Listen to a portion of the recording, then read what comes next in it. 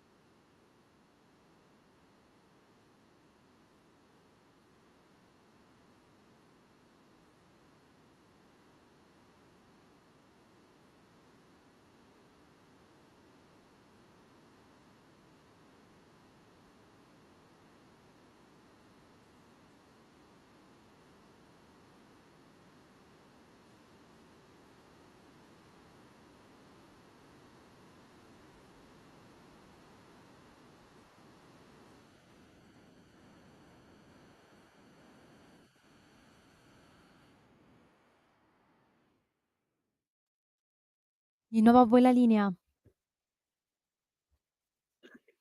L'anno era il 1977 e lei era Stefania Rotolo, che ahimè un tumore si è portata via troppo presto, nel 1981, aveva appena 30 anni. La chiamavano la Super Carrà, chissà quante cose avrebbe potuto dimostrare nel corso degli anni e quante pagine di spettacolo avrebbe potuto scrivere. Nel 1977 questo pezzo, Go, era la sigla di Piccolo Slam, che fu un programma pomeridiano dedicato non ai bambini ma ai ragazzi, diciamo i teenager fino ai 18 anni, che presentava gli ultimi grandi successi da discoteca, e ci sono passati veramente tutti i grandi della disco, tutti i personaggi, tutte le personalità. Lo conduceva Stefania Rotolo insieme con Sammy Barbò. È un pezzo di Italia in bianco e nero che non c'è più, ma era un tempo in cui in bianco e nero era la televisione, a colori era la gente. Fate un po' voi. La radio invece è sempre stata a colori. Questo è poco ma sicuro. Allora, Lorenzo, hai apprezzato un po' di disco music italiana? Assolutamente sì, assolutamente sì. Poi, insomma, i ricordi dopo un certo periodo li ricordi sempre in bianco e nero. Non lo so come anche i genitori da giovani te li te li immagini in bianco e nero, forse è una cosa mia, però insomma te li immagini come sempre da un ricordo. Tanta roba, fra parentesi, parlando di bianco e nero, quanto in questo periodo ho rivalutato e mi sto cibando di cinema del dopoguerra o anche anteguerra, riguardandomi le commedie meravigliose, fantastiche di Charlie Chaplin. Quindi devo dire la verità, un bianco e nero che ti racconta e ti dice molto di più del film di oggi. Ora ho fatto un volo pinarico che non c'entrava niente su quello che hai detto, però insomma, tanto volevo dire la mia come al solito, quindi ho trovato l'assist terrificante. Antonino, Vabbè, invece, per parlare e collegarci a quello che diceva il direttore, sì. perdonami lo sfogo, Yes, lasciami sir. 10 secondi di Ma libertà, prego, dove mi prendo tutte le prego. responsabilità.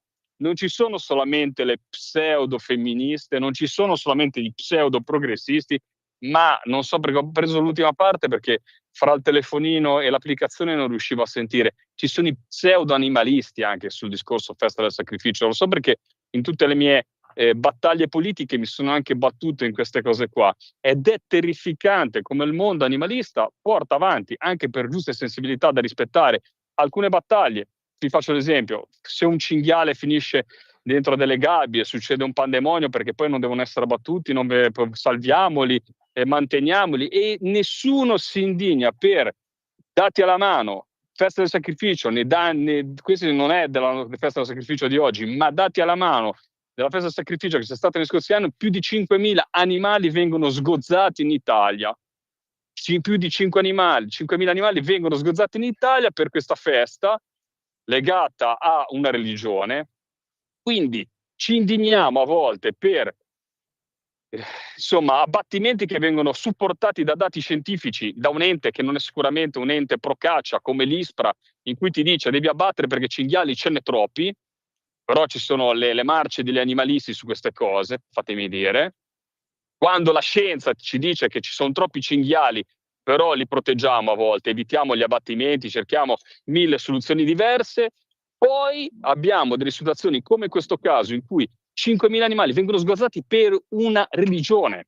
E io qua me ne assumo responsabilità, non la considero una priorità. Le religioni devono fare un passo avanti su queste cose. Se non le fanno, è inaccettabile che rimangano a questo stadio. Primordiale, primitivo, preistorico. Preistorico no, lo uso come una provocazione, però è così. Quindi non accettiamo a volte la scienza che ci dice che dobbiamo fare alcune cose, oppure andiamo a commentare magari perché gli animali, naturalmente, essendo onnivori, c'è chi mangia la carne, quindi andiamo contro i macelli, andiamo contro chi li alleva, poi nessuno alza la mano per questo giorno in cui noi abbiamo 5.000, più di 5.000 animali che vengono sgozzati per scaramanzia, per un rito religioso. Per un rito scaramanzia, purtroppo ho detto una parola sbagliata, sicuramente l'avrò usata in maniera provocatoria, ma per un rito religioso. E non è accettabile, non è accettabile, non è accettabile. E il mondo animalista, invece di incazzarsi dalla mattina alla sera e gridare allo scandalo, silenzio, come tutte le cose, no? Voilà. Elettrocardiogramma a piatto.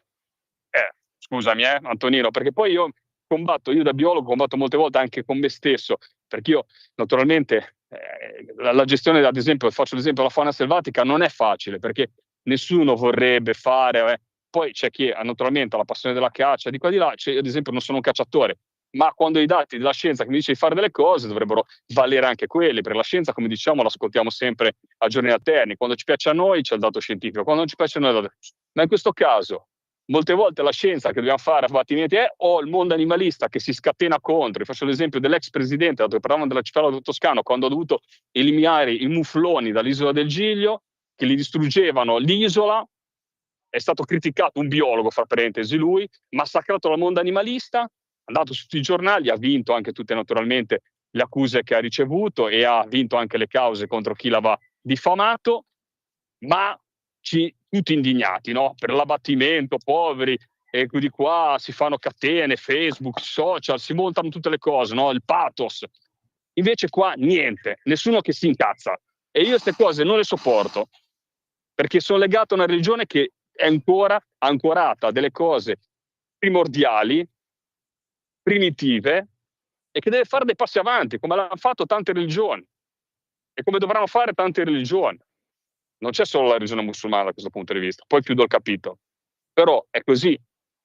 Ad esempio sul dissanguamento, che io lo considero, te lo dico chiaramente, anche per il discorso della carne che consumano gli ebrei, un gesto che deve essere bypassato, perché il fatto di non stordire l'animale e di effettuare il sanguinamento che l'animale deve avere la percezione che sta morendo è una cazzata, perché se puoi evitare una sofferenza la devi evitare, perché ti deve guardare al 2025. Scusami, perdonami Antonino, ho fatto questo... Ma guarda, il discorso è questo: ci sono alcune religioni che possono avere un'evoluzione. Per esempio, la religione ebraica ha le scuole rabbiniche vedono dei lunghi dibattiti molto dotti tra i rabbini, e quindi a quel punto riescono a superare tutta una serie di impasse, o interpretano la Torah in maniera innovativa, eccetera, eccetera, eccetera. La religione cattolica ha avuto il Concilio Vaticano II, e più in generale, quando è necessario, si celebrano i concili proprio per discutere della dottrina, fare le riforme liturgiche, sistemare determinate cose e così via. Cambia l'interpretazione più che altro, perché non è che la Chiesa del Vaticano II ha rinunciato a se stessa. E poi c'è l'Islam. L'Islam ha un problema di fondo. Il problema di fondo è che sostanzialmente l'idea è, siccome il Corano è frutto dell'opera diretta di Dio e quindi non un libro scritto su ispirazione come la Bibbia, allora c'è quello che dice vabbè, lo possiamo interpretare, e c'è quello che dice no, è immutabile e come tale non si può cambiare. E questo è anche alla base, poi, se si miscela con la politica, perché quando la religione si miscela con la politica poi diventa un cocktail esplosivo pericolosissimo, allora a quel punto poi da lì nascono le intolleranze, nascono determinate azioni, nasce il terrorismo religioso e così via. Io ho qua una dichiarazione delle 15 di Silvia Sardone, che è vice segretaria della Lega. Islam, Sardone, donne nei recinti per la festa del sacrificio, uno spettacolo indegno di sottomissione. Stanno circolando online video e immagini della festa del sacrificio celebrata in diverse città italiane. A Roma scene sconcertanti mostrano donne velate, separate dagli uomini, confinate in aree delimitate da tendoni. Situazioni simili si sono viste anche a Mestre, dove lunghi teli servivano a escludere le donne dalla preghiera collettiva all'interno di un'area verde. Uno scenario che si ripete, come già accaduto durante il Ramadan, e che rivela la scarsa considerazione delle donne in molte comunità islamiche. È possibile accettare che in parchi e piazze pubbliche si svolgano pratiche che negano apertamente la parità di genere? È inaccettabile che in Italia tante donne siano costrette a subire simili forme di segregazione. Veli imposti, preghiere dietro barriere, matrimoni combinati, spesso una vita priva di libertà. Questa è la realtà di migliaia di donne e ragazze musulmane, spesso ignorata da istituzioni e opinione pubblica. Vogliamo finalmente aprire gli occhi su comportamenti che contrastano apertamente con i nostri valori e con le conquiste dei diritti femminili? Mi chiedo dove siano le femministe e la sinistra di fronte a tutto questo. Parole di Silvia Sardone, vice segretario della Lega. Io non ho molto altro da aggiungere, per cui sai, ti dico, sarà un lungo processo di aggiornamento, ma non si può accettare comunque l'imposizione in un paese nel quale le donne sono libere di fare il cavolo che vogliono. Non si può accettare che le donne addirittura vengano messe nel recinto, i teli e tutte queste robe qua, perché poi queste sono le stesse donne che arrivano davanti a un sindaco, e quando il sindaco chiede loro che ora è, sai parlare l'italiano, capisci cosa intendo, quelle allargano le braccia perché sono state 10 anni chiuse in casa col marito che faceva qualsiasi cosa. Mi dispiace, io su questo frangente sono più comunista dei comunisti, e io certi diritti civili, certe conquiste non le metto in gioco con le religioni, mai, mai, mai, mai. Qua purtroppo io sono intransigente, quindi per me è tabula rasa di tutto, fine. Cioè proprio bisogna anche cominciare a prendere delle posizioni nette, e io questo è insopportabile. Non c'è giustificazione né culturale, e il multiculturalismo è il grande problema che ha messo sul solito piano tutte le culture, senza capire che ci sono culture che stanno viaggiando a diverse velocità.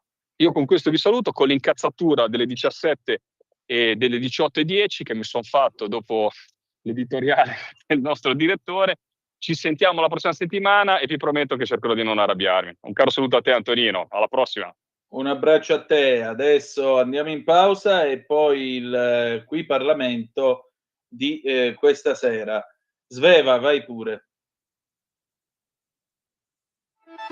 Stai ascoltando Radio Libertà, la tua voce libera, senza filtri né censure, la tua radio.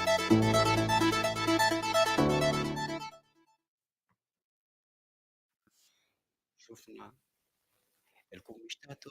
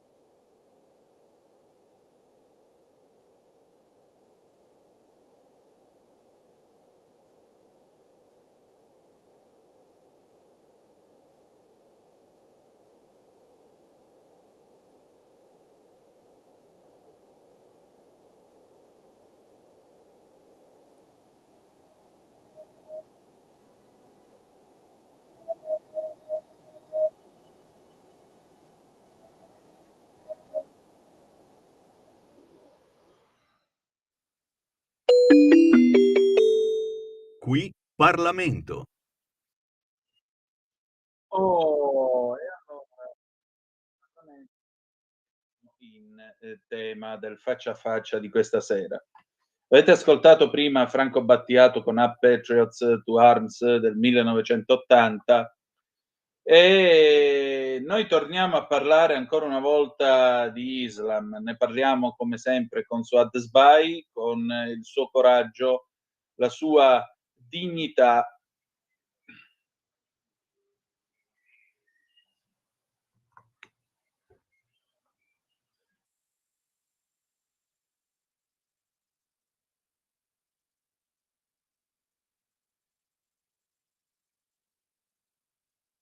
Antonino, ci senti? Certo, dicevamo il coraggio e la dignità di Suad Sbai, per cui Sveva, io direi che potremmo tranquillamente cedere la parola alla nostra Suad per la differita, poi il cui Parlamento eventualmente lo recuperiamo più tardi.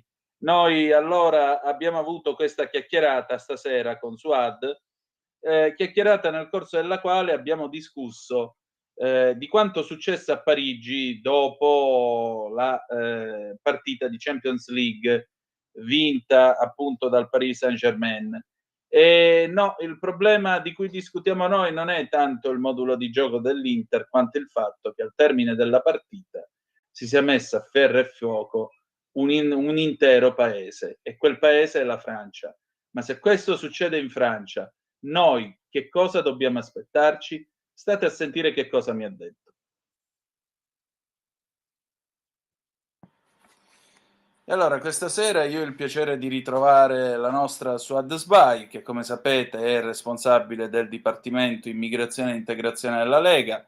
Suad è stata a suo tempo parlamentare, una giornalista, una scrittrice di valore, e naturalmente noi torniamo sulla cronaca, perché qui non è possibile che non fai appena in tempo a seguire una partita che subito dopo la finale di Coppa Campioni prende e diventa l'occasione per mettere a ferro e fuoco mezza Francia. Suad, ma che sta succedendo ancora? Buonasera e bentornata. Buonasera, buonasera e grazie dell'invito.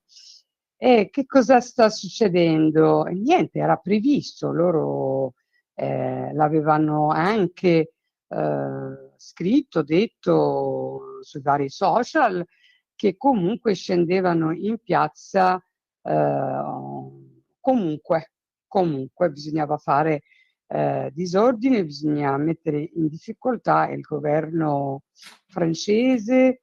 E sono tutti giovani diciamo, non solo giovani, anche grandi, di terza generazione, Sì. che finanziati da qualcuno, come ben sappiamo, niente, hanno creato il fine mondo a Parigi. La cosa più anche che a me ha lasciato un pochino veramente sconvolta, e sono stati malmenati anche i vigili del fuoco, le donne, le poliziotte, hanno bruciato tutti i negozi, bruciato le macchine, è stata una guerriglia particolare, insomma, con 2 morti, 35 feriti gravi, che comunque la cosa anche strana è che tutta la squadra di calcio di Paris Saint-Germain, nessuno ha denunciato questo fatto. A questo tutto mi porta anche a chi finanzia tutta Paris Saint-Germain, diciamo sponsor di Paris Saint-Germain, e lo sponsor anche di quei giovani che pronti alla guerriglia nel momento giusto, e quel giorno insomma sono pronti. E nello stesso momento l'avevano detto nelle radio, tra di loro, nel social, Sì. e poi la guerriglia è iniziata nello stesso secondo in tutte le periferie francesi e anche il centro di Parigi. Suad, Qua adesso... Sì, dimmi adesso. No, dimmi. No, è questo tuo uso ripetuto di comunque. Cioè, sembra quasi che fosse una cosa inesorabile, che nessuno potesse fermarla. Capisci perché mi inquieta l'uso di sta parola da parte tua? Perché è proprio è come se fosse qualcosa che doveva andare per forza così. E lo Stato francese non poteva reagire.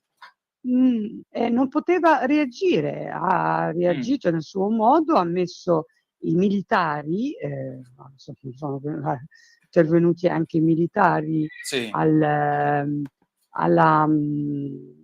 diciamo, a quella manifestazione, sono scesi, diciamo, tutti, però erano più forti, e non è lontana da quella, anche in modo anche, diciamo, terribile del 7 ottobre, era molto più terribile, non voglio fare Certo. paragone perché sono paragoni beceri, cioè proprio, però nel modo come sono stati, diciamo, guidati e Sì. organizzati, mi ha fatto paura, devo dire, ha fatto paura un po' a tutti, e comunque questa è una guerriglia che ci abbiamo anche noi in Italia, c'è la Germania in casa, basta vedere in Germania in un mese 3 attentati, e tutti fanno finta di niente, non sono tutti fuori di testa, continuiamo a nascondere la polvere, diciamo, col tappeto, cerchiamo di sminuire i fatti. Anche la questione francese è stata, diciamo, non è che mi è stato dato un risalto, Sì. anche per capire anche la situazione. Tutti hanno cercato di sminuire la questione e andare per altre notizie che alla fine quelli di Propal e amici dei Propal, Emiliano compreso. E comunque è stata una brutta situazione, devo dire, molte persone per bene stanno cominciando a lasciare Parigi, anche stranieri stanno lasciando Parigi perché non è più sostenibile, insomma, c'è una guerriglia da Stato nello Stato, da Stato islamico totalmente. Ecco, ma cioè la Francia si sveglia solo ora e scopre che ci sono le banlieue, ma le banlieue esistono almeno dagli anni 70. Sì, ma non è il problema delle banlieue, le banlieue possono anche esistere, ma che cosa è subentrato all'interno del banlieue?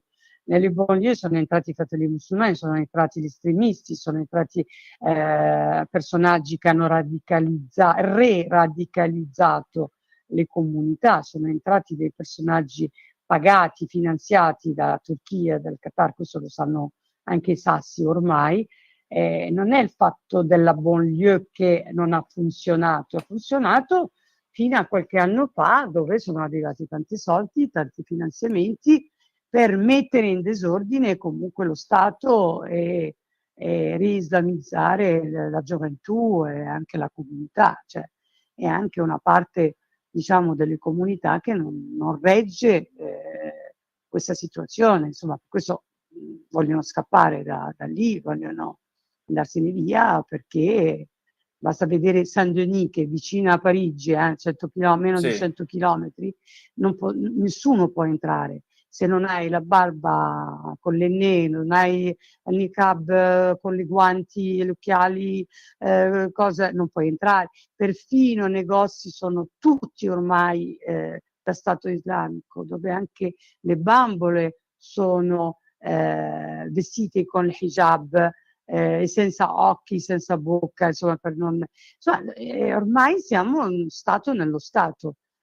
Qui purtroppo sappiamo la colpa di chi di questa situazione, cioè è quel laissez-faire che tutto va bene, che il multiculturalismo va comunque portato avanti, va rispettato, quando il multiculturalismo è stato un fallimento totale, e anche il nostro nichilismo, loro nichilismo, che anche quello sta distruggendo la popolazione.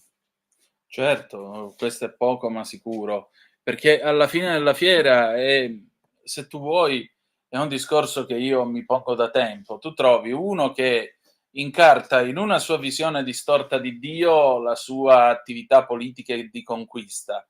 Dall'altro lato trovi l'Occidente che dice Dio non c'è, la religione non c'è niente di tutto questo, fatti abbracciare a prescindere, anche se mi pugnali, anche se mi ammazzi, anche se mi fai del male. E questo è veramente incomprensibile da parte mia. Quello me lo domando anch'io tante volte, no? me lo domando, è sbagliato, bisogna reagire perché anche noi dobbiamo reagire, che noi comunque non è che siamo messi bene, No. anche noi abbiamo le nostre non banlieue, ma quasi, cioè sono alcuni centri, alcune città che ormai in mano da questa gente, ormai in mano all'estremismo radicale, ormai in mano anche alle Bangladesh che non sanno nulla della religione eppure impongono ai loro figli di sposarsi con persone che non hanno mai visto, più grandi di loro e di non andare più a scuola. Tutta questa roba succede in Italia. Perciò noi dobbiamo guardare a quello che sta succedendo in Francia, in Belgio. Belgio è morta. Belgio è morta. E vedere l'Occidente il giorno dopo cosa succederà. Il problema è che questi qua, ecco, dobbiamo lasciare in mente il 7 ottobre perché non va sottovalutato. Oggi hanno fatto quello che hanno fatto, domani arriveranno, anche se è successo, Bataclan hanno fatto questo, sono arrivati armatissimi e hanno ucciso un sacco di giovani senza, oppure entrare in una redazione dove hanno massacrato tutta la redazione o dove... E qui diventerà un po' più larga la questione perché sono più organizzati e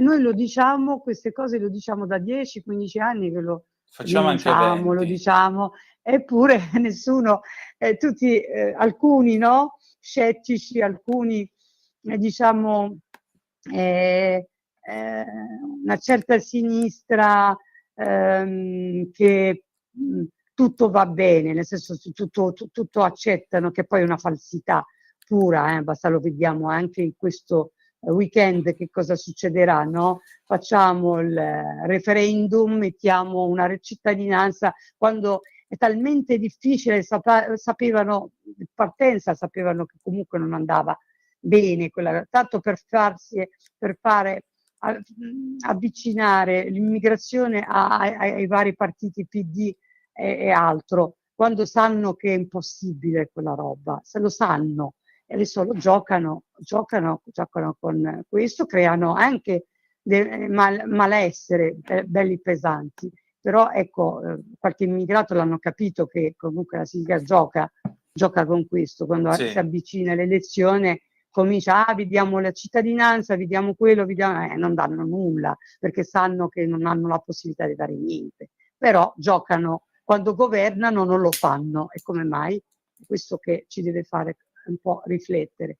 Per quanto riguarda invece il nostro paese, non è che stiamo lontano da Parigi, però è qualche cosa che ancora li fa fermare, ecco, però stanno lì, stanno studiando gli italiani, stanno studiando che cosa succede in Italia e per poi prepararsi bene, spero ecco, non svegliarsi con un incubo del genere, perché poi il problema italiano saranno tutti messi nello stesso panier che non dovremmo, ecco.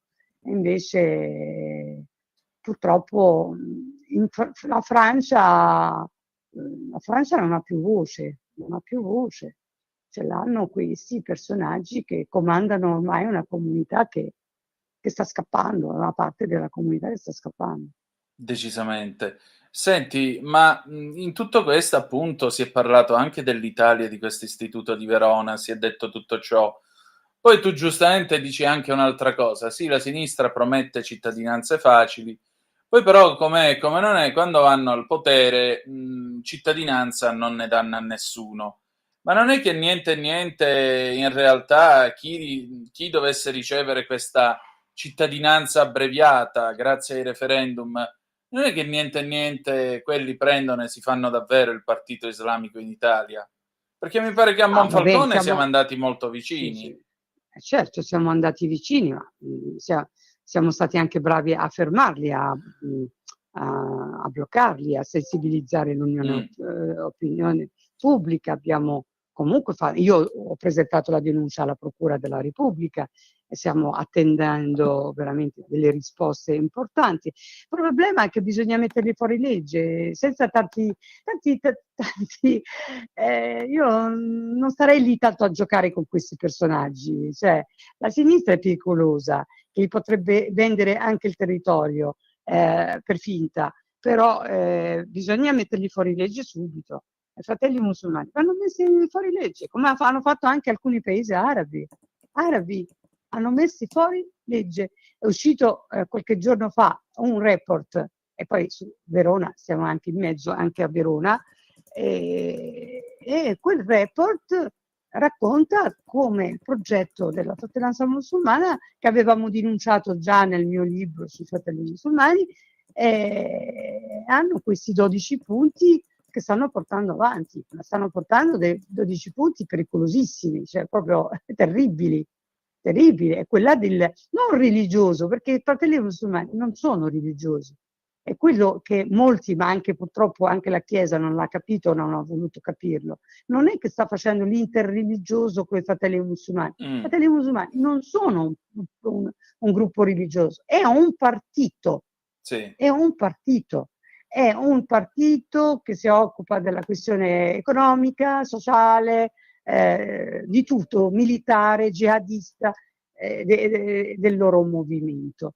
E bisogna trattarli da partito politico. Allora, quando un partito politico inneggia l'odio e anche al jihadismo in Italia, lo metti fuori legge. Perché se un gruppo italiano si sveglia la mattina e crea un partito e dice io se vado avanti comincio a fare, non so, gruppo armato, comincio a uccidere, comincio a fare, uno lo mette subito fuori legge, e non capisco perché oggi non li mettiamo fuori legge, quando veramente paesi arabi e anche qualche paese occidentale ha messo già fuori legge i fratelli musulmani, già fuori legge, e solo così possiamo comunque può succedere qualche cosa, che escono fuori veramente, ma meglio che escono adesso che quando sono organizzatissimi, e capiamo almeno con chi ci abbiamo da fare. Ma fuori legge, senza se, senza ma, senza problemi, lo dico io, non è che lo dice una svedese, lo dice una che viene da quel mondo. Bisogna metterli fuori legge, perché ho un movimento che porta all'odio, che porta alla violenza in tutte le popolazioni. E il loro obiettivo è occupare l'Occidente. Come ci vogliamo svegliare? Domani? La domanda è ottimamente posta, aggiungerei. Il problema di fondo è capire se c'è voglia di ascoltare tutto questo, perché qualcuno ti potrebbe dire vabbè, ma tanto c'è la libertà d'espressione, quindi loro hanno il diritto di presentarsi alle elezioni. No, loro dicono altro, ma fino adesso non hanno fatto nulla. E che vuol dire? Si stanno organizzando. Cioè, come se uno sta caricando un fucile per uccidermi, dice, ma prima di sparare, dice, ancora non ha sparato. Dobbiamo aspettare che ci sparano e poi lì dice, ma adesso hanno sparato, adesso ci muore. No, bisogna metterli fuori legge prima di sparare.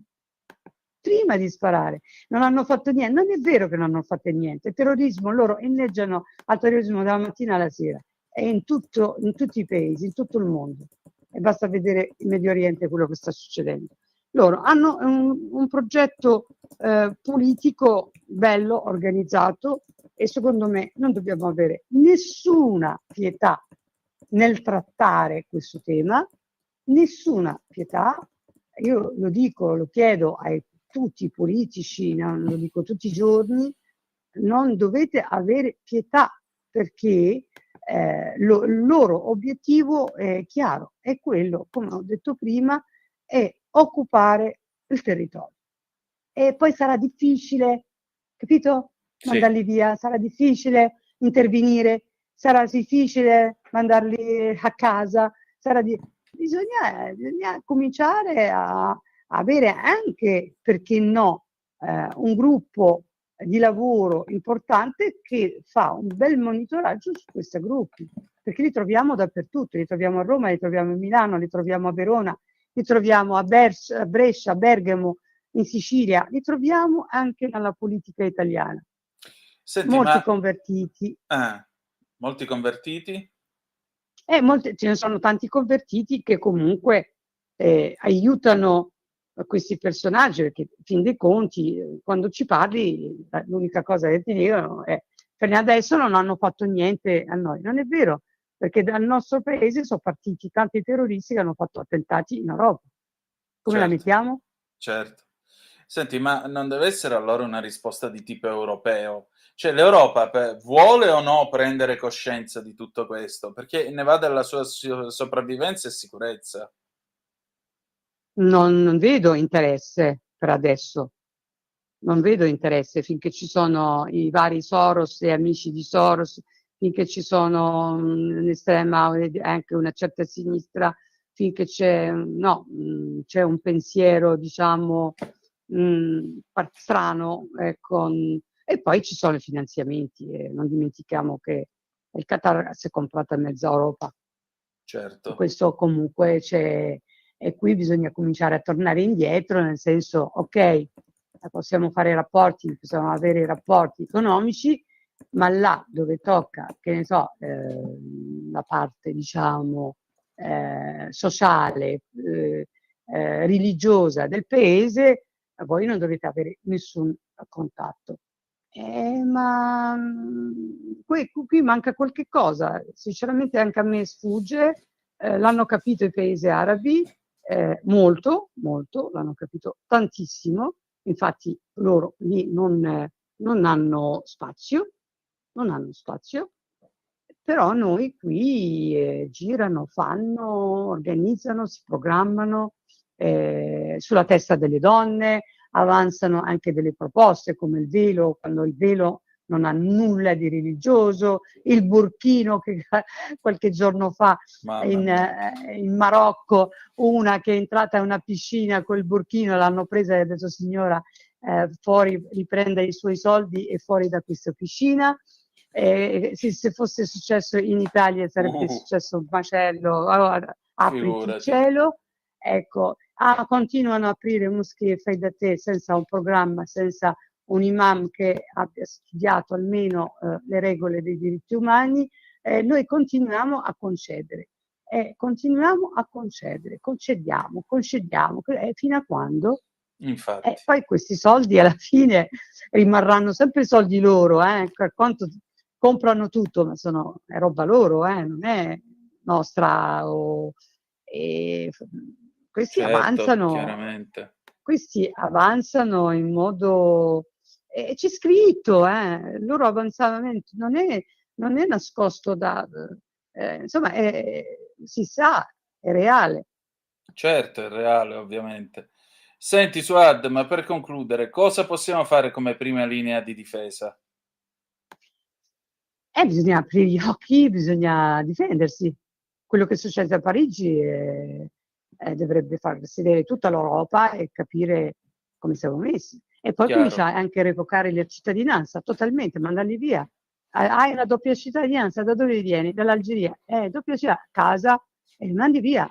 Vieni dalla Tunisia, casa, vieni dal Marocco, casa, e torni. Perché è inaccettabile che c'è una guerriglia che ti vuole male, vuol dire che vuole male anche a tutto il paese, no? Cioè proprio sono persone che ti odiano dentro casa, come se tu, in casa tua, metti all'improvviso 10 persone che ti odiano. Sì. E non pensano solo a farti fuori dal momento all'altro. Come vivresti? Io vivrei molto male, detto tra noi. Vivrei, ma noi è quello. Non dobbiamo arrivare a quello, oggi i coltellamenti ci sono dappertutto, li facciamo passare non per pazzi, diciamo, per una disabilità mentale, quando alla fine sono tutti terroristi, quelli vanno, prendono la macchina, uccidono, prendono il coltello, uccidono. Questa roba non è che poi questo metterlo in galera e basta e finisce lì, e tanto è malato di mente. No, questi cominciamo a mandarli via a casa da oggi. Noi impariamo dalla Francia. Chi non sposa totalmente, diciamo, la democrazia di questo paese, i diritti umani di questo paese, bisogna mandarlo via a casa. Altro che a cittadinanza, altro che cittadinanza a chi? Ecco, la Francia ha dato le cittadinanze, hanno tutti la cittadinanza.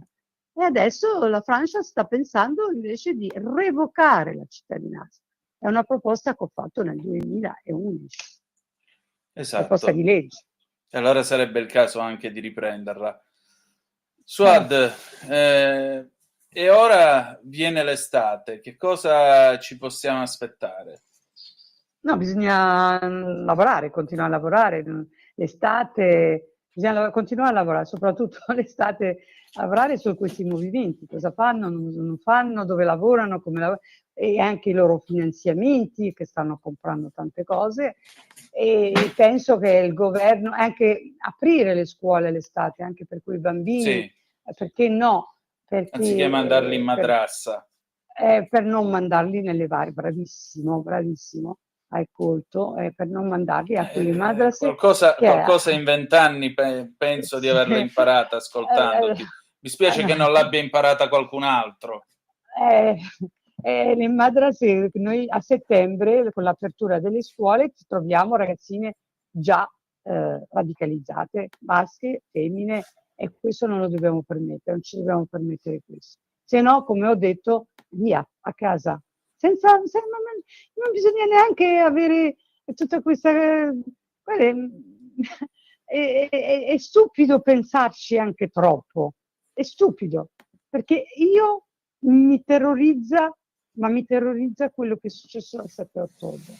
Certo, non lo Qualcuno vogliamo mi dirà nemmeno anche qui. quello che è successo dopo, ma grazie a quello. Ma Appunto. guardate che quello è successo, gente che entra, che ti fa la macellazione proprio degli esseri umani, cioè, questo, insomma, bisogna pensarci, bisogna non sottovalutare questo, non sottovalutarlo.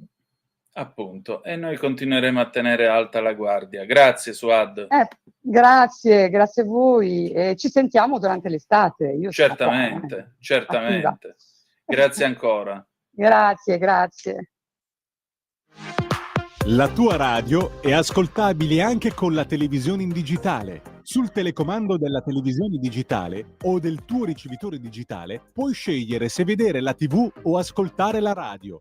Risintonizza i canali radio e troverai anche Radio Libertà, canale 252.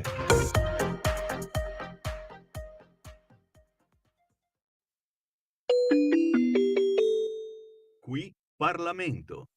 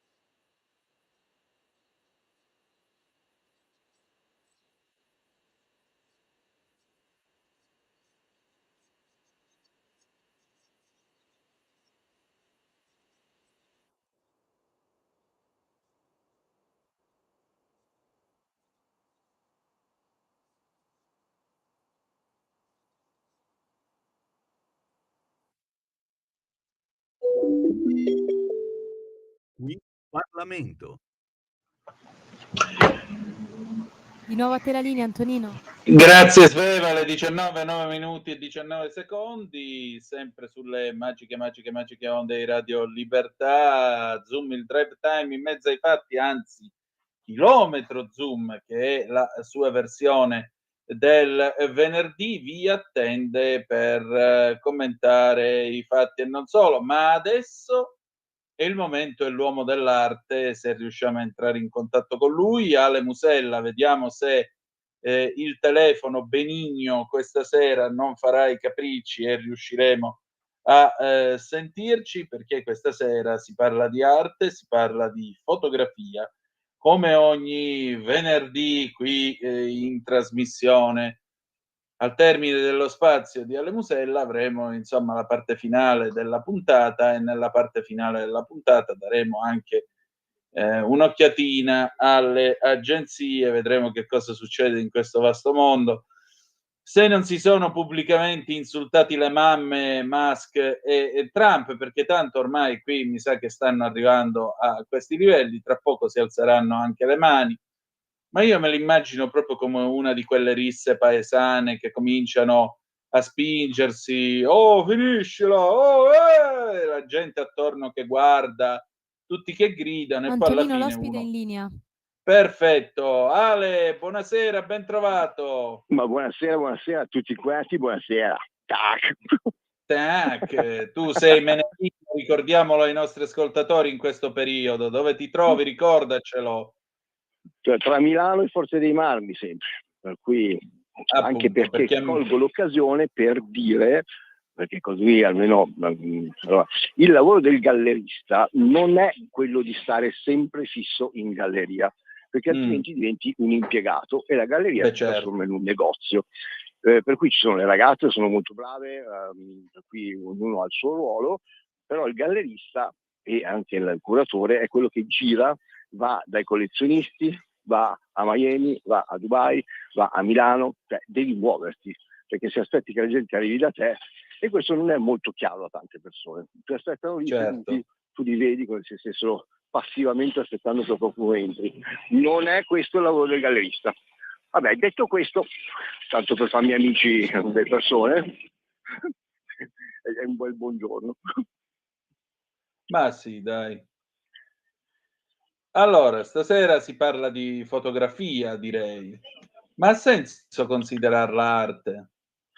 Allora, la fotografia, io continuo a dirlo a chiunque, anche i fotografi. Allora, oggi la tecnica è relativa, perché tutti possono comprare una macchina, possono fare un corso di fotografia, possono, se no, come fai tu, usare la Leica piuttosto che, insomma, non è la qualità della foto, anche perché poi la qualità della foto è data dalla stampa e normalmente il fotografo una volta stampava, adesso invece non stampa, per cui lo stampatore è colui che poi dà il colpo finale alla fotografia per poi farla diventare anche quello appunto fine art, per cui o comunque gli dà quella qualità nella fotografia. Però tornando a noi, oggi le fotografie, al di là dei grandi nomi toscani che è salito qualche tempo fa, Gassel, Newton. Allora, ecco, già Newton era diverso perché è stato il primo ad avere un'idea, no? Sull'erotismo, sulla sensualità, sul bianco e nero, per cui lui ha lanciato qualcosa, no? Per cui tanto è vero che spesso e volentieri la fotografia viene considerata arte molto spesso quando si parla appunto di bianco e nero. Più difficile parlare di fotografia come arte colorata o comunque, anche se non è giusto, però nella nostra testa spesso e volentieri il bianco e nero diventa arte. Il bianco e nero ti dà delle profondità, ti dà degli spessori, ti inquadra il personaggio di un certo tipo e soprattutto però ti toglie la possibilità di capire il colore. per cui diventa, chiamiamolo così, un monocromo, per cui è l'artista che a seconda poi di come decide di calcare il tono sul nero, sul grigio, sul bianco, ti porta nel suo mondo. Per cui sembra una stupidata, ma il bianco e nero a seconda delle tonalità e dell'intensità cambia. Per cui rimane, anche se vi ho detto ci sono delle bellissime foto che non sono in bianco e nero, rimane comunque una situazione artistica più riconosciuta ancora adesso, soprattutto in Italia, dove facciamo ancora fatica a far digerire l'arte come fotografia come arte. Quello che io dico sempre agli artisti e ai fotografi, in questo caso, voi dovete farvi un nome. Allora, adesso vi do dei suggerimenti, poi dopo, ripeto, nessuno ha la bacchetta magica. Per farvi un nome vuol dire che dovete essere riconosciuti. Dovete essere riconosciuti e di conseguenza le vostre immagini, al di là dei social, che se avete notato ultimamente i social funzionano fino a un certo punto. Prima si parlava di influencer, prima si parlava di tanti follower, adesso, se avete visto, è tutto un pochino più piatto sotto questo punto di vista, per cui si sta un po' tornando al classico, no? Per cui a farsi conoscere tramite le mostre, in questa cosa qua.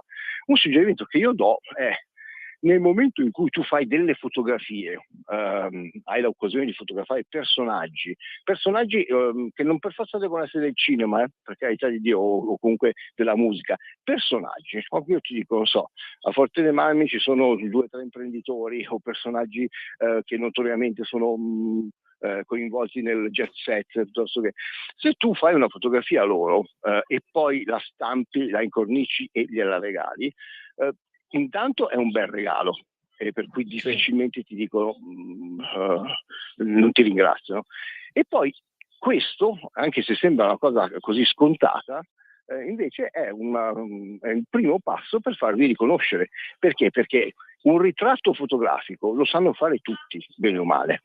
Soprattutto se tu lo devi fare in studio, lo prepari, prepari le luci, mentre invece la spontaneità che tu puoi trovare per strada ha un effetto completamente diverso, e per cui potrebbe diventare la tua specializzazione. E normalmente le persone, anche perché fai più di uno scatto, perché non è che comunque uno scatto ti possa andare bene, poi magari ti può è anche venuto male, perché non essendo in posa devi fare più di uno scatto. Certo, non devi fare il paparazzo, perché comunque sia potresti anche dare fastidio, però quello che io cerco sempre di dire è: iniziate a crearvi una carriera da soli, no? Per cui cercate di specializzarvi, ma potrebbe essere anche soltanto, adesso vi ho detto questo qua di una persona, ma anche il dettaglio di una macchina, no? Il cerchione, il logo della macchina, il brand. Se iniziate a fotografarlo e iniziate a diventare specializzati in determinate cose, poi piano piano le persone iniziano a seguirvi perché fate qualcosa di particolare, di speciale. In più poi marketing, comunicazione, quelle cose lì, non aspettate che siano gli altri a farlo. Io, se fossi un fotografo, sarei il primo a raccontare le mie capacità, o comunque nel far vedere dove vado, dove non vado. Ancora una volta, io amo i cavalli, e chi ama i cavalli o chi ama i gatti, chi ama i cani, normalmente ama anche le fotografie dei propri animali. Il cavallo è un animale estremamente elegante, che è stato riprodotto dall'antichità, da pittori, scultori, più avanti appunto fotografi, per cui anche qui io vi do un suggerimento: provate ad andare nelle scuderie, provate a iniziare a fotografare i dettagli del cavallo, la muscolatura, lo zoccolo, l'occhio. Vi assicuro che, certo, vi deve piacere, dovete comunque, io vi do l'idea del cavallo, ma cercate qualcosa che sia nelle vostre corde, che vi piaccia, e andate sul dettaglio e poi ci lavorate. Allora, questi sono solo dei consigli che do per cercare di farvi dire, cioè per far sì che diventi poi la vostra strada, perché altrimenti di fotografi già ci sono pittori e scultori a go-go. Il fotografo, purtroppo, se non si specializza e se non va nel dettaglio, se non diventa un tecnico di quello che lui ama, purtroppo oggi col telefonino difficilmente riesce a giustificare una fotografia pagata 30.000 euro piuttosto che una che costa 30. In galleria noi abbiamo Ilon Galon, che è un artista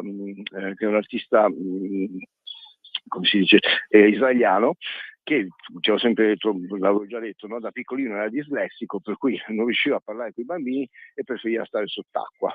Allora, da un problema ha creato un'opportunità, perché stando sott'acqua i genitori gli hanno regalato una macchina fotografica subacquea e lui lì ha creato il suo mondo onirico. Per cui tutte le sue cose, cioè lui vende anche la performance, perché in centinaia di scatti che fa sceglie una foto, ma intanto il soggetto è immerso nell'acqua, ci sono le luci, c'è il fuoco.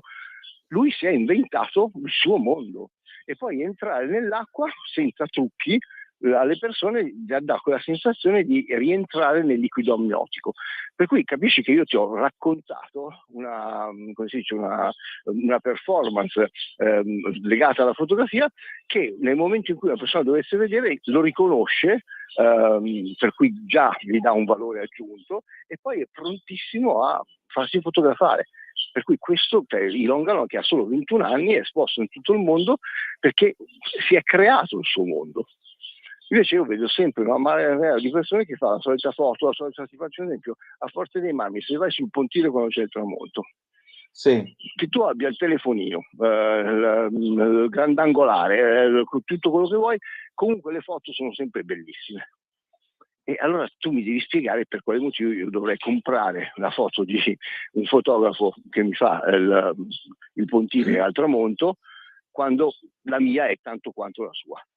Esatto. Capisci? Se non c'è niente di particolare. Esatto. Senti, ma supponiamo che io domani esco, faccio una raccolta di fotografie, vengo da te, sono fotografie di viaggio, quindi io magari faccio un viaggio con la Vespa e prima fotografo l'ex centrale a Trino Vercellese, poi fotografo, che ne so, Alba, poi vado su per le Langhe, ancora avanti fino ai forti del Col di Nava, poi prendo gli scorci della Liguria. Tutto questo da sopra la Vespa con la Leica o anche con la Praktica caricata col grande angolare e il rullino da 200 ISO a colori. E fotografia, punto di domanda, quanto la puoi valutare? Cioè tu la puoi considerare un'opera d'arte? Allora lì è un diario di viaggio.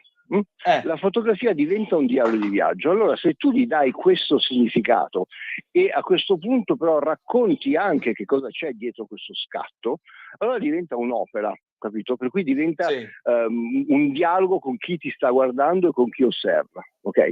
Per cui già vai oltre. In più ti faccio un esempio, tu mi hai detto se io vado con la Vespa, io per esempio nel momento in cui tu mi hai parlato di Vespa farei tutte le foto che tu hai fatto, che tu mi hai detto in questa maniera, sempre con la Vespa davanti. Allora diventa in teoria un punto di riferimento o comunque adesso sto parlando per me, però mi viene in mente perché parlando con te, allora tu sei quello della Vespa, allora puoi andare ovunque, ma la gente ti riconoscerà perché ci sarà sempre la tua Vespa davanti. Allora già quello caratterizzi, crei sempre un diario di viaggio, però la tua caratterizzazione è proprio il fatto che ci sia sempre la Vespa, che sia un dettaglio, che sia intera. Quello potrebbe diventare, come c'è stato un fotografo che è diventato molto famoso nel fotografare le persone che osservavano le opere d'arte da dietro. Sì. Non so se te lo ricordi. Non vorrei sbagliarmi, Cartier-Bresson può essere. Sì, bravo. Perché lui aveva l'abitudine di uscire con l'M3 per strada e con la Leica M3 lui faceva le foto di nascosto alle persone e le coglieva nella quotidianità. Perché lui diceva che la macchina era... è diventato riconoscibilissimo e sono diventate le opere perché comunque la gente vedeva l'opera d'arte, ma la sua caratteristica principale era che c'era sempre un corpo davanti e di spalle. Sì, esatto, sì. E lui diceva che la macchina è semplicemente un prolungamento dell'occhio del fotografo. Certo. Quindi la questione non è che io abbia 50 megapixel il rullino o addirittura il rullo 120 con 2 mirini sovrapposti tipo la TLR sovietica che ho qua e che ancora non ho finito, ma anche il rullo 120, per cui quello largo 6 centimetri. Per cui a maggior ragione non è questione della macchina, è questione ancora una volta conta la tecnica. Assolutamente. Adesso per esempio sono a Milano, no? Prima ero a Forte dei Marmi, adesso faccio avanti e indietro anche all'interno dei 4 piani di Via della Spiga, del nostro partner, dove abbiamo messo appunto delle opere d'arte. Mi è capitato di vedere la fotografa ufficiale che iniziava lo shooting per mettere in risalto le fotografie. Certo. Anche lì un occhio, un colpo d'occhio, come si dice, una visione, una prospettiva, ognuno deve crearsi la sua, capito? Per cui la stessa opera può essere fotografata da 100 fotografi, ma ognuno avrà un occhio diverso. Per cui bisogna, come dici tu, non è tanto il doppio mirino, il bazooka, tutto quello che... No, siate voi. Cioè, anche un'opera d'arte può essere fotografata Aurelio, non mi ricordo come si chiama, Aurelio, vabbè, comunque il fotografo, adesso non mi viene in mente il cognome, quello che ha fotografato Andy Warhol, che lui si è specializzato nel fotografare le opere d'arte. Per cui in bianco e nero, lui è andato nei musei particolari e quelle sono diventate, l'opera d'arte nella fotografia è diventata fotografia d'arte. Sì. Perché spesso e volentieri la fotografia racconta, e per cui anche questo è un compagno di viaggio della scultura, perché comunque la racconta in un punto diverso, perché mentre la scultura tu giri intorno e sei tu a decidere come volerla guardare, in quel caso invece la fotografia, quello scatto del fotografo ti obbliga e ti racconta che cosa voleva vedere lui.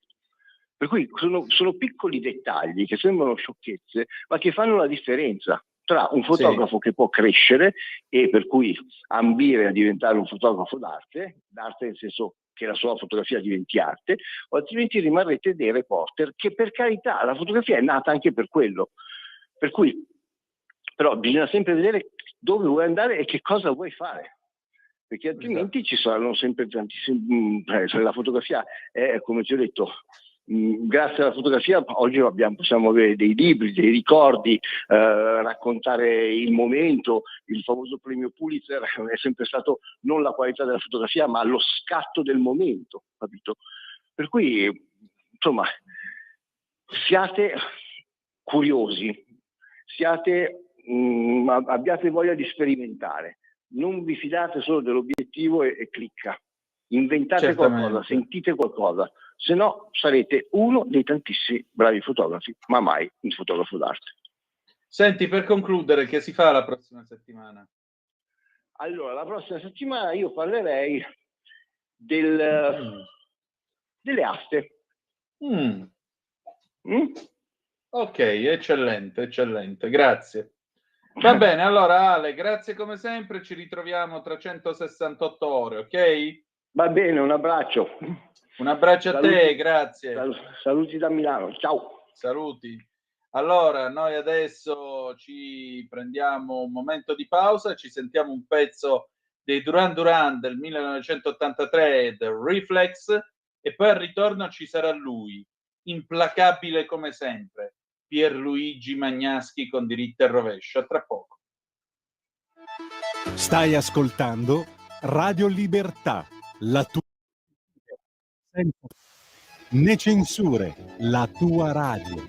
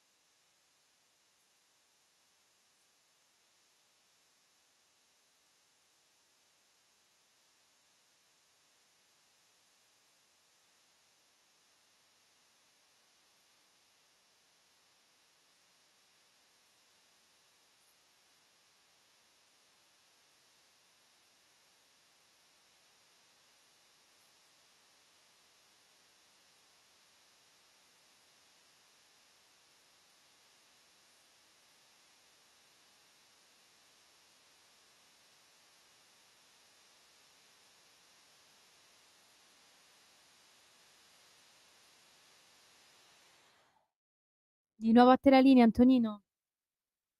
Sveva alle 19:30 e 50 secondi, sempre sulle magiche onde di Radio Libertà.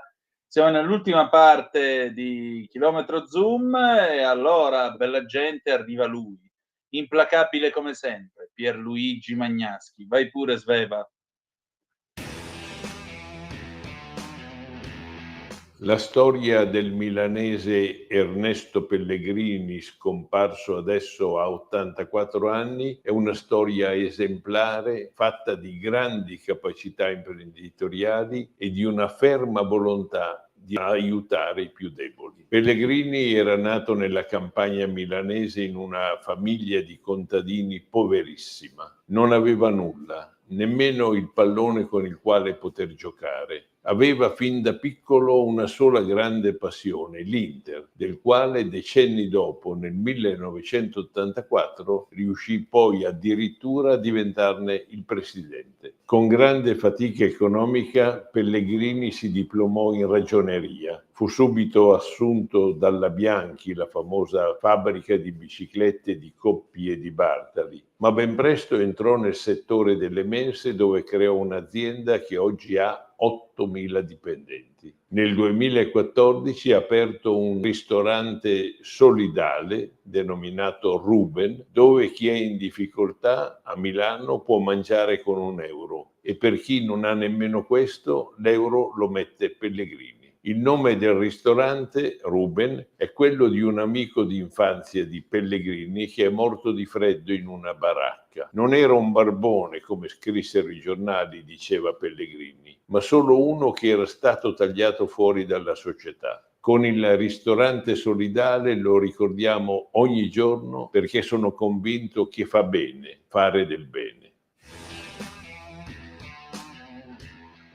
Davvero una degna persona, Ernesto Pellegrini, che Dio gli doni il paradiso, perché c'è sempre questa idea che la ricchezza sia cattiva, la ricchezza sia malvagia, invece la ricchezza può aiutare a fare cose bellissime, ad aiutare gli altri, ad aiutare i disperati. 0292947222, ma mi dicono che c'è già una telefonata in attesa. Pronto, chi è là? Eccomi, Michele Caruso. Oi, ciao Michele. Bonsoir, un saluto noblesse oblige, madame, monsieur, comment ça va, tout bien? Très bien, monsieur. Mi sei mancato in questi giorni, ho sentito la tua assenza, Antonino. Lo so, ti ringrazio Michele, ti ringrazio. Ecco, con il tuo programma di infotainment che è stato insignito del microfono d'oro nella stagione scorsa, Zoom, il drive time in mezzo ai fatti sulle frequenze magiche onde di Radio Libertà, la Talk Radio. Vado con il mio editoriale, se permetti. Vai. Il Presidente della Repubblica, Sergio Mattarella, dopo il primo incontro ufficiale con Papa Leone XIV, è giunto in elicottero nel borgo di Rondine, alle porte di Arezzo, per inaugurare la nuova edizione di Utopic Fest, il Festival internazionale del conflitto. Mattarella è stato accolto al suo arrivo da tante personalità. La marcia che apre il festival, che prevede 3 giorni di panel, mostre e incontri in nome della pace, sono attese oltre 7.000 persone. Nell'arena ci sarà un dialogo tra il capo dello Stato e i giovani, alcuni dei quali provenienti da contesti di guerra, che a Rondine vivono e studiano insieme per dimostrare che la pace è possibile. La nostra Repubblica nasce da una spinta comune tra cittadini e istituzioni dopo la guerra, e questo progetto di pace è espresso nella nostra Costituzione, ma anche dal sentimento comune che ha prodotto la medesima Carta Costituzionale, ha detto Mattarella ai ragazzi, anche quando si è stati costretti a ricorrere all'uso delle armi per resistere all'orrore. L'obiettivo era sempre la pace. Il capo dello Stato ha anche lanciato un appello ai cittadini europei: l'Unione Europea resista ad attacchi interni ed esterni di chi vorrebbe il ritorno dei nazionalismi. Al termine dell'incontro il Presidente della Repubblica Mattarella visiterà tra l'altro obbligatoriamente anche Rondine e avrà un momento di confronto con gli studenti per firmare il libro d'oro. Se mi consenti, l'appunto di Michele Caruso, vorrei dare uno sguardo anche sul fronte internazionale. Prego. Così poi vai. Congediamo con un cordiale saluto come da noi, Antonino. Il punto di Michele Caruso. Mattarella alza la voce sui conflitti in corso, guerre senza reste violano il diritto umanitario. È Dunque, gravi attacchi in atto in tante parti del pianeta colpiscono in modo drammatico i diritti umani fondamentali.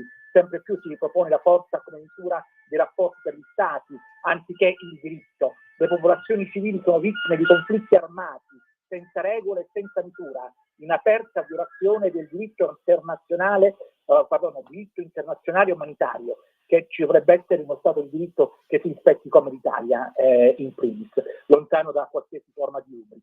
Lo scrive il Presidente della Repubblica, il Presidente della Repubblica Sergio Mattarella in un messaggio inviato al Presidente della Società Italiana di Diritto Internazionale e di Diritto dell'Unione Europea. Non era mai stato così duro il Capo dello Stato nel condannare ciò che accade in diverse parti del mondo e non si può non pensare che si riferisca in particolar modo a quanto sta avvenendo in Medio Oriente, sulla striscia di Gaza dei tempi dell'intifada tra Israele e Palestina, dove in una guerra fratricida oltre 50.000 palestinesi sono morti a causa dei bombardamenti di Israele sulla popolazione civile. La metà delle vittime sono donne e bambini inermi. Quel senza regole, senza misura, fa andare alla mente alla reazione sproporzionata di Israele ai rapimenti e alle morti della strage di Hamas del 7 ottobre del 2023, così come la violazione del diritto internazionale rimanda alle sue scene più cruenti di questi giorni che ho voluto descrivere, spari sulle file di persone sfollate che così cercano di raggiungere aiuti umanitari. E vado a concludere soltanto l'affermazione dell'autorità del diritto internazionale e il conseguente ruolo delle organizzazioni internazionali tout court rendono possibile, come nelle parole dello stesso Presidente della Repubblica Mattarella, nel messaggio di una positiva risoluzione delle controversie fra Stati, la prevenzione dei conflitti internazionali e la deterrenza nei confronti di coloro che minacciano la pacifica convivenza. Sarebbe gradito un tuo pensiero, Antonino, da Michele Caruso. Grazie e buon weekend.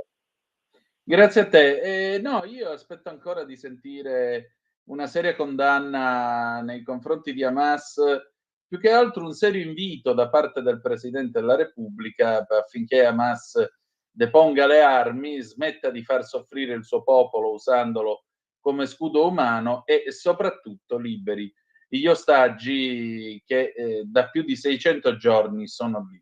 Perché il punto dirimente della questione è quello là, che se ne possa pensare. Questi signori il 7 ottobre del 2023 hanno squartato, ucciso, fatto le peggio cose, sequestrato dei cittadini inermi e dopo averli sequestrati, alcuni di questi sono morti. Questi signori se ne sono ampiamente fottuti del diritto internazionale, questi che vanno a fare la morale poi a Israele, danno dati non verificati e non verificabili su quanti possano essere i morti effettivi di questa guerra e trovandosi facendo, questi signori sono stati in grado di farsi passare da aggressori ad aggrediti, che è la cosa più incredibile e più assurda di questa vicenda.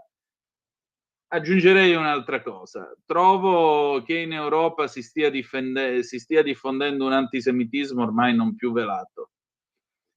E a me l'idea di tornare a vivere in un mondo che per certi versi ricorda il 1938 dà enorme disgusto. Dà enorme disgusto perché vuol dire che tutto ciò che c'è stato non è servito a niente.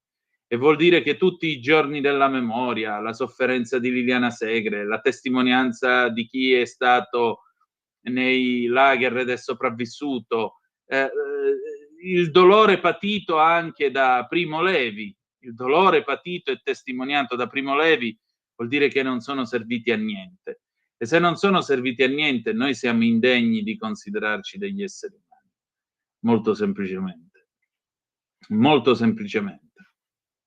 La realtà è che in un pezzo di terra dal quale Israele si è ritirato volontariamente più di 20 anni fa, che era un vero gioiello e che è stato ceduto a un gruppo di masnadieri, a un governo di masnadieri, che dopo essere andato al potere ha ben pensato di non tenere più elezioni, chissà perché, ecco, questi qui hanno instaurato un vero e proprio stato mafioso, e in questo stato mafioso qualunque cosa è buona purché loro possano ingrassare con gli aiuti umanitari che arrivano da fuori.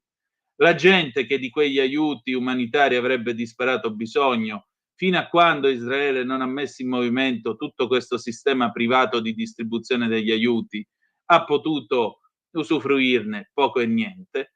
È comunque assurdo quello che diceva Giancarlo Gioielli la settimana scorsa, cioè non si può vivere in un popolo nel quale lo status di rifugiato è di padre in figlio, non si può. La soluzione a due popoli e due stati era possibile 30 anni fa. 30 anni fa non è stata voluta soprattutto da Arafat. E non soltanto perché venne ammazzato Rabin, tutto quello che volete. Ma quando Arafat era pronto per dire sì, stranamente qualche amichetto suo andò e gli disse: che cosa stai facendo? Ora, dopo 30 anni, noi ci ritroviamo ancora in una realtà nella quale c'è un paese, come ad esempio il Qatar, che sì, si occupa di tenere le mediazioni, si occupa di tenere i colloqui qua e là, però poi, tutto sommato, se gli deve allungare la stecca, gliela allunga. E se non gliela allungano loro, gliela allungano gli iraniani, che per adesso stanno calmi e buoni, chissà perché. Ecco, questa è la realtà dei fatti. La realtà dei fatti è che c'è anche un regime che odia le donne, odia le libertà, i diritti, gli omosessuali, qualsiasi cosa. Odia qualunque cosa sia occidentale. E la cosa che più mi sorprende è vedere donne cresciute nella libertà e nei diritti di questa Europa andare in piazza a fare la manifestazione pro Pal, cioè pro Hamas. Anch'io sono a favore di una Palestina libera, ma deve essere una Palestina libera prima di tutto dai tagliagole di Hamas. Poi dopo ce la discutiamo. Ma per prima cosa, free Gaza, yes, but from Hamas. Bene, detto questo, noi adesso andiamo a vedere che cosa ci racconta stasera l'ANSA di questo mondo. Vediamo se si sono presi a legnate Musk e Trump, ma credo di no, perché Trump ha detto che non gli vuole parlare, lui fa il superiore, poi ora si vende pure la Tesla, per cui va bene così, insomma. Ecco qua, allora, vediamo un po'. La BBC apre dicendo Trump dice che che Musk has lost his mind, ha perso la sua mente, traduzione letterale. Come potremmo dire? Gli è partito l'embolo? No, perché vuol dire è quando uno proprio perde la testa, che la testa gli va in pappa, c'è il cervello in pappa, ecco. Ma dice che a lui non gliene frega niente di questa lite, per cui non c'è niente da fare. Chi è che gode però di questa lite? La BBC ce lo racconta, la NASA. La NASA cosa succede? Uno dei punti chiave di rissa tra Musk e Trump è stato il ritiro della nomina di Jared Isaacman alla guida della NASA. Perché? Perché Trump ha detto: io non nomino uno che ha dato soldi ai democratici. Ma Musk invece lo aveva fortemente sostenuto, questo amico suo, questo Jared Isaacman. E in particolare al buon Elon la cosa sarebbe piaciuta molto, perché oltre a essere un grande amico da lungo tempo di Isaacman, e naturalmente lui con SpaceX avrebbe potuto fare delle joint venture con la NASA, si sarebbe potuto accordare con loro. E alla fine Isaacman, visto che erano amici da lungo tempo, ha parlato con il podcast All In Interview e ha detto che se lo hanno trombato alla NASA è stato a causa della deteriore influenza di Elon Musk. Ha detto anche che c'erano persone armate fino ai denti, lui era un bersaglio perfetto, suggerendo quindi che il fatto che lo abbiano bocciato fosse il risultato di tensioni molto più ampie all'interno dell'amministrazione Trump. Isaacman, che invece ha appoggiato l'elezione di Trump, ha poi sottolineato che le sue precedenti donazioni a candidati democratici erano già di pubblico dominio, e ha detto anche che diciamo il fatto che lui sia stato cacciato o comunque non sia stato promosso al ruolo di capo della NASA a causa degli scontri all'interno della Casa Bianca, mi sembra che sia una cosa alquanto plausibile. Quindi finisce così, finisce a male parole. Sinner Djokovic 4-2 nel primo set. Indagini in corso, il killer di Denise aggredito in carcere, indizi su altre vittime oltre 2 casi confessati.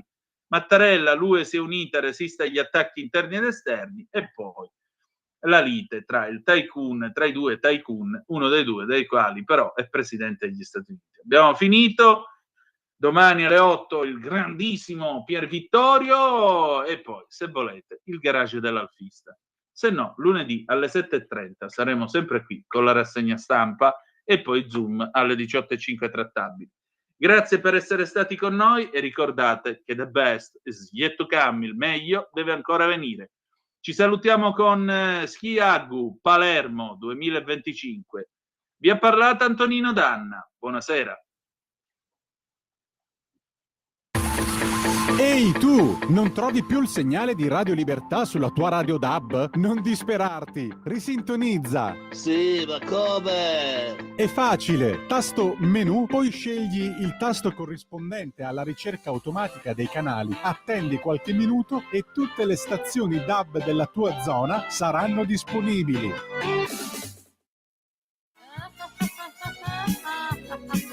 Pesca dalla rete, le interviste pescatori, detta freelance di Rete al Femminile, le voci fiere di una nuova prospettiva, ovvero segreti e consigli del lavoro autonomo declinato al femminile. Ogni mercoledì alle 15:30 su Radio Libertà, la tua radio.